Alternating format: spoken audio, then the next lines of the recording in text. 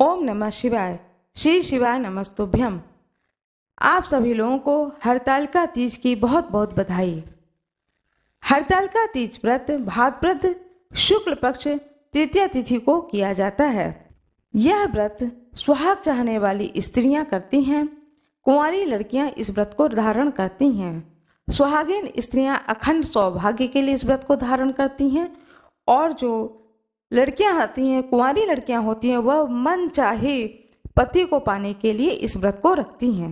इस दिन शंकर भगवान की और माता पार्वती की बालू की मूर्ति बनाया जाता है कई जगहों पर, और कई जगहों पर मिट्टी की मूर्ति बनाई जाती है और उनकी पूजा की जाती है। हरतालिका तीज व्रत कथा दो कथा है, दोनों ही कथा मैं सुनाने जा रही हूँ।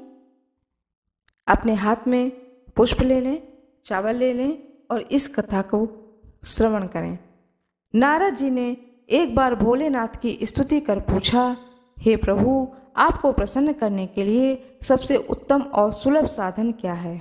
हे त्रिलोकीनाथ, आप तो निर्विकार हैं और निष्काम हैं। आप सहज ही प्रसन्न हो जाते हैं। फिर भी मेरे जानने की इच्छा है कि आपको क्या प्रिय है। शिव जी बोले, नारद जी, वैसे तो मुझे भक्ति के भाव सबसे प्रिय हैं, फिर भी आपने पूछा है तो बताता हूँ। मुझे जल के साथ साथ बिल्व पत्र बहुत ही प्रिय हैं। जो अखंड बिल्व पत्र मुझे श्रद्धा से अर्पित करते हैं, मैं उन्हें अपने लोक में स्थान देता हूँ। नारद जी भगवान शंकर और माता पार्वती की वंदना करके अपने लोक को चले गए। उनके जाने के पश्चात पार्वती जी ने शिव जी से पूछा, हे प्रभु, मेरी यह जानने की बड़ी उत्कंठ इच्छा हो रही है कि आपको बेल्व पत्र इतने प्रिय क्यों हैं? कृपया करके मेरी जिज्ञासा को शांत करें। शिव जी बोले, हे शिवे, बिल्व पत्र मेरी जटा के समान हैं। उनका पत्र यानी 3 पत्ते ऋग्वेद, यजुर्वेद और सामवेद हैं और शाखाएं समस्त शास्त्र का स्वरूप हैं। बिल्व वृक्ष को आप पृथ्वी के कल्प वृक्ष समझें, जो ब्रह्मा, विष्णु और शिव स्वरूप हैं। हे पार्वती, स्वयं महालक्ष्मी ने शैल पर्वत पर बिल्व वृक्ष रूप में जन्म लिया था। इस कारण भी बेल का वृक्ष मेरे लिए अति प्रिय है। महालक्ष्मी ने बिल्व का रूप। यह सुनकर पार्वती जी कौतूहल में पड़ गईं। पार्वती जी कौतूहल से उपजी जिज्ञासा को रोक न पाईं और उन्होंने पूछा, देवी लक्ष्मी ने आखिर बिल्व वृक्ष का रूप क्यों लिया? क्या है यह कथा? विस्तार से कहिए। भोलेनाथ ने देवी पार्वती को कथा सुनानी शुरू की। हे देवी, सतयुग में ज्योति रूप में मेरे अंश का रामेश्वर लिंग था। ब्रह्मा आदि देवों ने उनका विधिवत पूजन अर्चन किया। इसका परिणाम यह हुआ कि मेरे अनुग्रह से वाणी देवी सबकी प्रिया हो गईं। वह भगवान विष्णु को सतत प्रिय हो गईं। मेरे प्रभाव से भगवान केशव के मन में वाग देवी के लिए जितनी प्रीति उपजी, वह स्वयं लक्ष्मी जी को नहीं भाई। लक्ष्मी देवी का श्री हरि के प्रति मन में कुछ दुराव पैदा हो गया और वह चिंतित और रुष्ट होकर चुपचाप परम उत्तम श्रीशैल पर्वत पर चली गईं। वहां उन्होंने तप करने का निर्णय किया और उत्तम स्थान का चयन करने लगीं। महालक्ष्मी ने उत्तम स्थान का निश्चय करके मेरे लिंग विग्रह की उग्र तपस्या आरंभ कर दी। उनकी तपस्या कठोरतम होती जा रही थी। हे परमेश्वरी, कुछ समय के बाद में महालक्ष्मी जी ने मेरे लिंग विग्रह से थोड़ा ऊर्ध्व में एक वृक्ष का रूप धारण कर लिया। अपने पत्तों और पुष्प द्वारा निरंतर मेरा पूजन करने लगीं।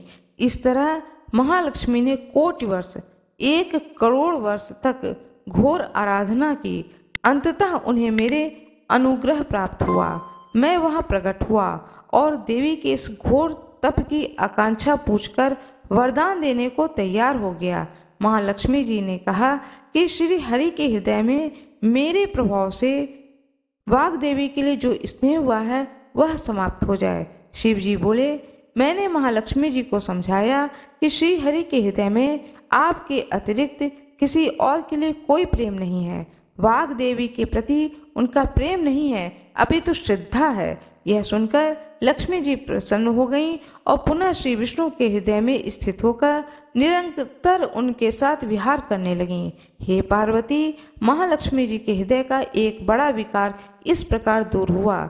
इस कारण हरि प्रिया उसी वृक्ष रूप में सर्वदा अतिशय भक्ति से भरकर यत्न पूर्वक मेरी पूजा करने लगीं। हे पार्वती, इसी कारण बिल्व का वृक्ष, उसके पत्ते, फल, फूल आदि मुझे बहुत प्रिय हैं। मैं निर्जन स्थान में बिल्वपत्र का आश्रय लेकर रहता हूँ। बिल्वपत्र, बिल्व फूल, बिल्व वृक्ष अथवा बिल्व काष्ठ के चंदन से जो मेरा पूजा करता है वह भक्त मेरा प्रिय है। और बिल्व वृक्ष को शिव के समान ही समझो। वह मेरा शरीर है। जो बिल्व पर चंदन से मेरा नाम अंकित करके मुझे अर्पण करता है, मैं उसे सभी पापों से मुक्त करके अपने लोक में स्थान देता हूँ। इस कथा को सुनकर के स्वयं माता पार्वती ने भगवान शंकर को लिंग रूप में स्थापित करके बेलपत्र चढ़ाकर, फूल चढ़ाकर भगवान शंकर को प्रसन्न करने के लिए कठोरतम तपस्या किया था। पार्वती रूप में भगवान शंकर को प्राप्त करने के लिए माता पार्वती की तपस्या को देखकर भगवान शंकर प्रसन्न हुए और उन्होंने माता पार्वती को आशीर्वाद दिया कि जो भी सुहागिन स्त्री इस व्रत को धारण करेगी, हरतालिका तीज के व्रत को धारण करेगी, उसका सुख सौभाग्य बढ़ेगा, उसके घर में पुत्र पौत्र आदि की बढ़ोतरी होगी, धन धान्य की बढ़ोतरी होगी। माता पार्वती की जय, भगवान शंकर की जय, गणेश भगवान की जय। इस प्रकार से यह एक कथा जो कि मैंने अभी आपको सुनाई है। अब मैं दूसरी कथा सुनाने जा रही हूँ, हरतालिका तीज व्रत कथा। अपने हाथ में पुष्प और चावल अवश्य ले लें। एक बार शंकर जी ने पार्वती जी को कहा कि एक बार तुमने हिमालय पर्वत पर जाकर गंगा के किनारे मुझको पति रूप में पाने के लिए कठिन तपस्या प्रारंभ की थी। उसी घोर तपस्या के समय नारद जी हिमालय के पास गए तथा कहा कि विष्णु भगवान आपकी कन्या के साथ विवाह करना चाहते हैं। नारद की बनावटी बात को सुनकर तुम्हारे पिता ने स्वीकार कर लिया। फिर नारद जी विष्णु भगवान के पास गए और कहा कि आपका विवाह हिमालय ने पार्वती जी के साथ करने का निश्चय किया है। भगवान विष्णु चुप रह गए। नारद जी के जाने के पश्चात पिता हिमालय भगवान विष्णु के साथ तुम्हारा विवाह निश्चित किया तथा विवाह संबंध बतलाया। यह बात सुनकर तुम्हें अत्यंत दुख हुआ। एक सखी के द्वारा दुख का कारण पूछे जाने पर तुमने कहा कि मैं इधर भगवान शंकर के साथ विवाह करने के लिए कठिन तपस्या कर रही हूँ, इधर हमारे पिताजी विष्णु भगवान के साथ में मेरा विवाह करना चाहते हैं। तुम मेरी सहायता करो, अन्यथा मैं प्राण त्याग दूंगी। सखी ने कहा कि धीरज रखो, मैं तुम्हें एक ऐसे वन में ले चलूंगी कि तुम्हारे पिता तुमको खोज नहीं पाएंगे। इस प्रकार तुम सखी सम्मति से घने जंगल में चली गईं। इधर तुम्हारे पिता हिमालय घर में इधर उधर खोजने पर जब तुम्हें न पाए तो बहुत चिंतित हुए, क्योंकि नारद से विष्णु भगवान के साथ विवाह का वचन दिया था। वचन भंग की चिंता से उन्हें मूर्छा आ गई। सभी पर्वत यह तथ्य जानकर तुम्हारी खोज में लग गए। इधर सखी सहित तुम सरिता के किनारे की एक गुफा में मेरे नाम पर तपस्या करने लगे। भाद्रपद शुक्ल पक्ष की तृतीया को उपवास रखकर तुमने शिखता का शिवलिंग स्थापित करके पूजन किया तथा रात्रि जागरण किया। तुम्हारे इस कठिन व्रत के कारण मुझे तुरंत तुम्हारे पूजन स्थल पर आना पड़ा। तुम्हारी भक्ति को देखकर मैं अत्यंत प्रसन्न हुआ तथा तुम्हारी इच्छा के अनुसार तुमको मुझे अर्धांगिनी रूप में स्वीकार करने का वचन दिया। तत्पश्चात मैं तुरंत कैलाश पर्वत पर चला आया।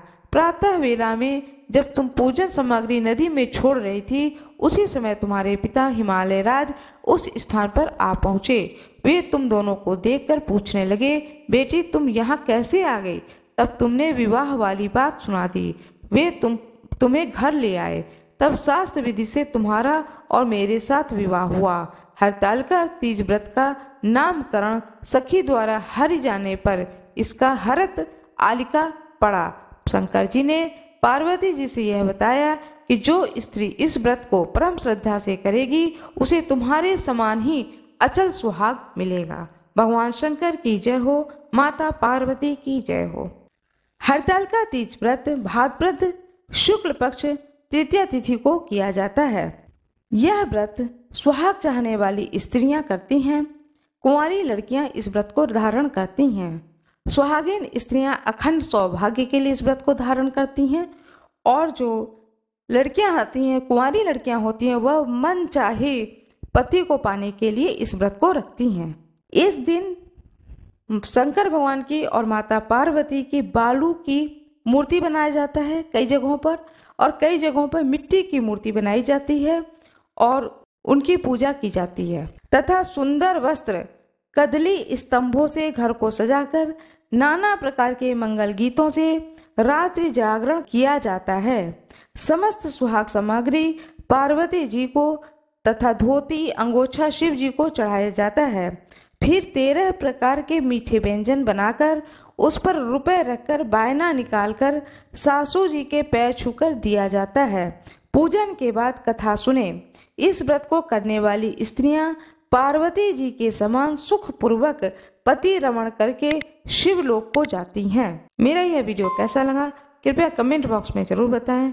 कृपया कमेंट बॉक्स में हर हर महादेव, ओम नमः शिवाय अवश्य लिख दें। मेरे वीडियो को लाइक जरूर कर दें, चैनल को सब्सक्राइब करें, बेल आइकन दबाना ना भूलें। जो कोई भी मेरे वीडियो पर नए आए हों प्लीज़ लाइक जरूर कर दें, कृपया लाइक जरूर कर दें। धन्यवाद।